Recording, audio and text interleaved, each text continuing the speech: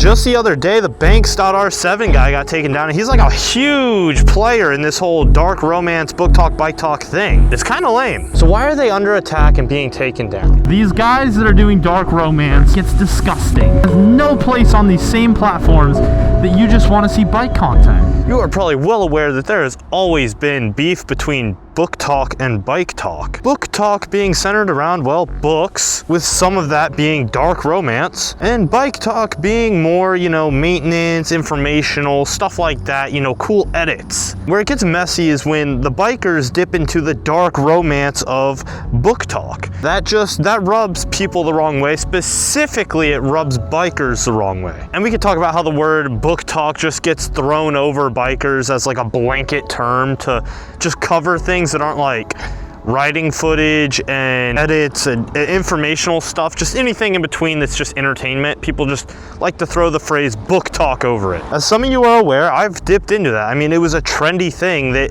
I hopped on. I rode the wave. And it's helped me get to the levels that I'm at today, even though I don't really even participate in that anymore, but people have stuck around and I'm thankful for that. Right now, a couple big Booktok bikers, you know, dark romance mask talkers, whatever you call it, they're under some heat, and I mean, by heat, I mean the platforms are taking them down. Now, to the best of my knowledge, they are abiding by these terms and services of these platforms. So why are they under attack and being taken down? As someone who creates content and doesn't show their face like these guys do for their own protection, rightfully so, when you're posting without showing your face, you know, wearing a helmet, trying to protect your identity as, you know, these guys should, because there's crazy people out there, you become an easy target for people just trying to plaster you with false allegations, because it is very difficult to prove that they are just not true. You can't tell them your, you know, name. You'll end up exposing yourself, because anything you do to try and refute that actually ends up exposing who you are. If people are saying that you're guilty of these crimes, that you've been to court, you know, you've actually been to jail, you can't prove that you haven't unless people actually know who you are, right? And that's a shame. I mean, a lot of people just believe whatever they see online and just take it as truth, when in reality, you guys need to do your own research.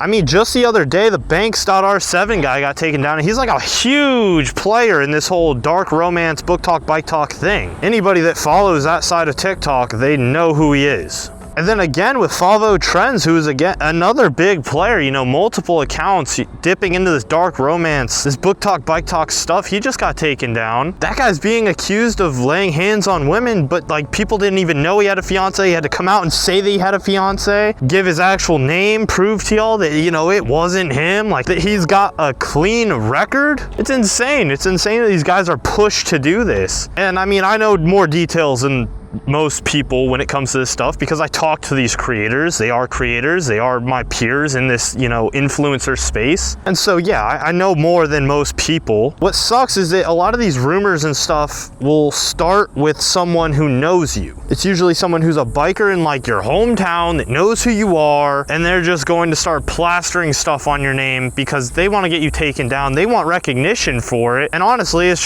kind of lame. You know, I really feel for these guys. It's really a shame that these guys are like forced to do this. I mean, for those of you that don't know, I kind of went through something similar. It sucks because for people doing this full time, you know, this is their job. They're now taking a financial hit. My point of view is, if you don't want to support somebody, just don't watch. I mean, why spread the hate? Why, you know, go against it? Just let them do whatever they're gonna do and let everything get sorted out that way. It's really none of my business what people do, especially when it's not impacting me. So yeah, I really hope those guys are good. Okay, I really kind of want to ride. For those of you that didn't know, I actually kind of went through something similar. So let me switch to my helmet camera. Let me pack this up and let's try and ride around before it gets too dark. Let me start by giving you guys kind of a timeline to follow and then just lead the story from there. So back sometime around June of last year, right? I was getting attacked by this guy using an alias, of course, named Coop. And again, some of you might already know this story, so I'm sorry if it's a little repetitive. So Coop was a reaction channel, and he was reacting to bikers at the time. I don't think he even creates content anymore. But he had a really big that's my wallet. he had a really big following. I want to say it was around 200,000 followers on TikTok on one of his accounts and like 500,000 on another. Then he had YouTube and Instagram and all the other socials that had more followers. You know, he was popular. Myself at the time, I only had like 60, maybe 70K on TikTok. Now that's important. That's important because, believe it or not, popularity grants you some sort of credibility. So this Coop guy, he was reacting to some of my dark romance stuff, and we went at it. We went back and forth. I made some videos on him, he made some on me, and his were actually really, mine were more in defense, whereas his were more on offense. He was just straight attacking me, unprovoked. No other way to put it, but it was childish. During these attacks, he liked to hint at the fact that there are minors on the app, that the stuff I was saying was inappropriate, that, oh, I must like children, like crazy accusations. There was one time where he swore that he had proof of me messaging a 15-year-old, and then it's like, but I really didn't.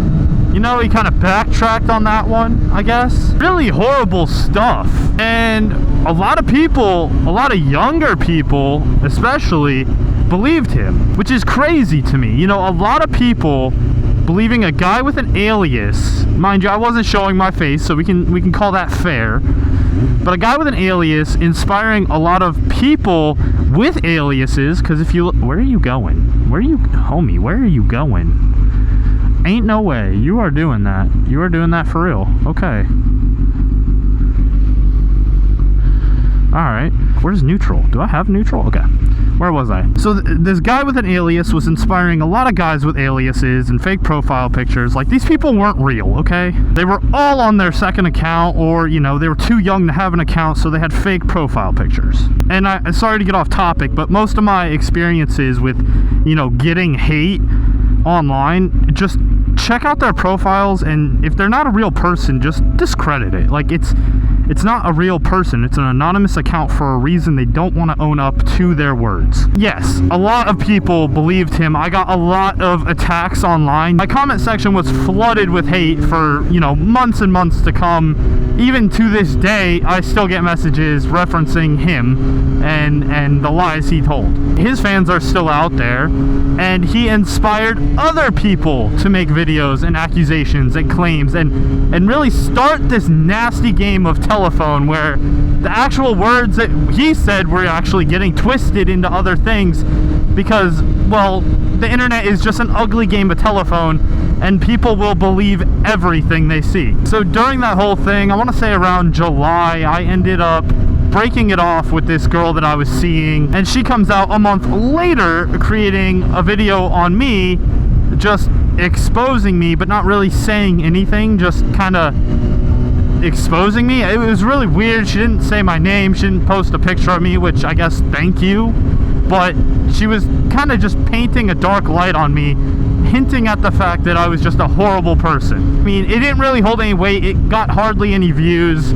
She kind of fell off. She was chasing fame because her whole thing with me was that she wanted to grow her social media, and I was going to help her, and then I just didn't because we ended things, and so she saw that as her foot in the door, and well, it flopped embarrassingly. You know, everybody saw her true colors, yada yada yada. Toxic person. Fast forward even more, and we beefed with, you know, one of the biggest motorcycle creators on the platform, a guy going by yet another alias, Matthew Woods. And I really hate to beat a dead horse, but it is important because you got to see the context here. This guy, Matthew Woods, Jacob Eddy, Thought Taken, whatever his name is, Shaggy from Scooby-Doo, some people call him now, some people call him a drama queen, I don't know. He came out and he started reacting to my content, quoting this Coop guy, you know, but misquoting him and misquoting my videos, making it seem like I put my hands on people inappropriately, suggesting that I'm a criminal, and in fact going as far as saying that I'm a criminal, posting a screenshot of a mugshot and saying like it was me when in fact it wasn't even me in the mugshot that he posted. Just, you know, a really, really horrible game of telephone. Like I said, it was just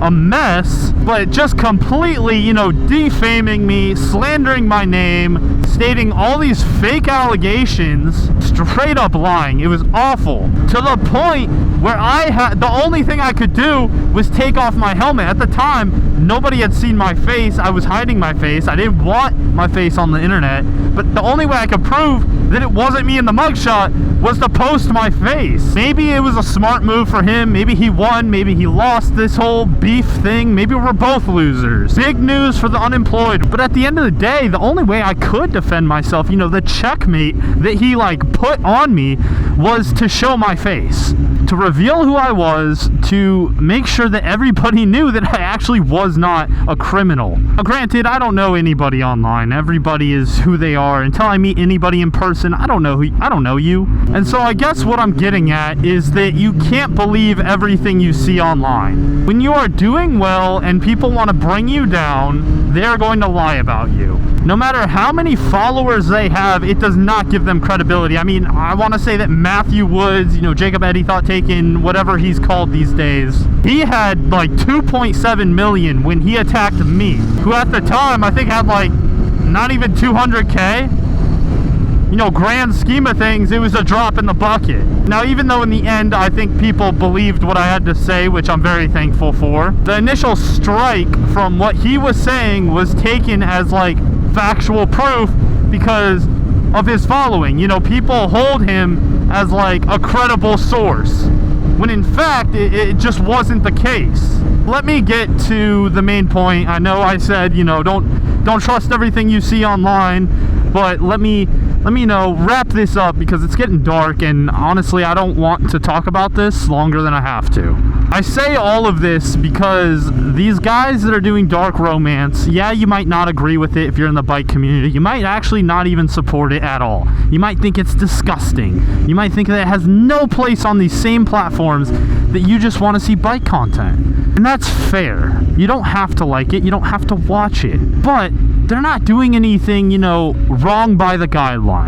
So you can't just expect them to go away. And even though you might not like them, you have to realize that the stuff being said about them might not be true. You know, these guys out here, they're just trying to make a living just like everybody else. And although I don't do that stuff anymore, I don't take it to the extremes that they take it to, you can't just be calling people criminals because they do stuff that might not line up with your morals, your ethics, just what you might even be into. So take everything you see for a grain of salt on social media. Do not believe everything you see. I guess that's pretty much all I had to say about that. And if these are just all false allegations, I feel what these guys are going through, because it becomes a story of, you know, people crying wolf, you know, boy who cried wolf, where it discredits people actually going through bad scenarios. And that's just not a good thing.